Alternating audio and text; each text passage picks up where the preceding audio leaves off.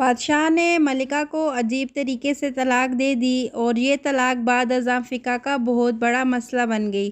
بادشاہ اپنی ملکہ کے ساتھ بیٹھا تھا کہ ہنسی مذاق میں اس نے ملکہ سے پوچھ لیا کہ تمہیں میری شکل کیسی لگتی ہے؟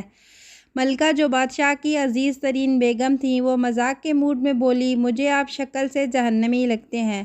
یہ فقرہ سننے کے بعد بادشاہ کو غصہ آ گیا اور بولا، میں اگر جہنمی ہوں تو تمہیں 3 طلاقیں دیتا ہوں۔ ملکہ نے یہ سنا تو اس نے رونا پیٹنا شروع کر دیا۔ بادشاہ کو بھی کچھ دیر بعد اپنی غلطی کا احساس ہو گیا۔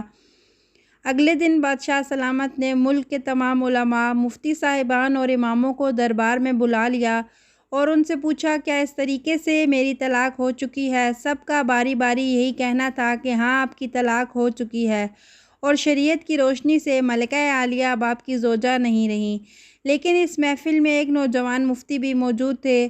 وہ ایک طرف ہو کر بالکل خاموش بیٹھے رہے۔ بادشاہ نے ان سے بھی یہی سوال پوچھا تو انہوں نے عرض کیا، جناب، یہ طلاق نہیں ہوئی کیونکہ آپ نے مشروط طور پر کہا تھا کہ اگر میں جہنمی ہوں تو میں تمہیں 3 طلاقیں دیتا ہوں، اور ابھی تک یہ طے نہیں ہوا کہ آپ جہنمی ہیں کہ نہیں ہیں۔ آپ کو اگر کوئی شخص جنتی ہونے کی ضمانت دے دے تو آپ کی یہ طلاق نہیں ہوگی۔ بادشاہ سلامت نے جوشیلے انداز میں پوچھا، لیکن مجھے اس چیز کی ضمانت کون دے گا؟ سب علماء کرام نے اس سوال کے جواب پر اپنے سر جھکا لیے کہ دنیا میں کون شخص جنتی ہے اور کون جہنمی ہے، اس کی ضمانت نہیں دے سکتے۔ نوجوان مفتی نے جب اب تمام علماء کرام کو خاموش دیکھا تو وہ بادشاہ سلامت سے مخاطب ہوئے، بادشاہ سلامت، میں آپ کو یہ گارنٹی دے سکتا ہوں، لیکن اس کے لیے میں آپ سے ایک سوال پوچھوں گا۔ اگر آپ کا جواب ہاں میں ہوا تو میں آپ کو جنتی ہونے کا ضمانت نامہ دے دوں گا۔ بادشاہ نے کہا، ہاں پوچھو۔ نوجوان مفتی نے پوچھا، کیا آپ کی زندگی میں کبھی کوئی ایسا موقع آیا تھا کہ آپ گناہ پر قادر تھے لیکن آپ نے صرف اللہ کے خوف سے وہ گناہ چھوڑ دیا تھا؟ بادشاہ نے سر اٹھایا اور کہا، ہاں، ایک بار ایسا ہوا تھا۔ میں اپنی خوابگاہ میں داخل ہوا تھا اور وہاں ایک نوکرانی صفائی کر رہی تھی۔ وہ لڑکی انتہائی خوبصورت تھی۔ میں بھٹک گیا۔ میں نے دروازہ اندر سے بند کر لیا۔ میں غلط نیت سے اس لڑکی کی طرف بڑھا تو اس نے رونا شروع کر دیا اور وہ چلا کر بولی، اے بادشاہ، اللہ سے ڈرو، وہ تم سے زیادہ طاقتور ہے۔ میں نے جب یہ سنا تو میرے اوپر اللہ تعالیٰ کا خوف طاری ہو گیا۔ میں اگرچہ بادشاہ تھا اور وہ لڑکی میرے کمرے میں تھی۔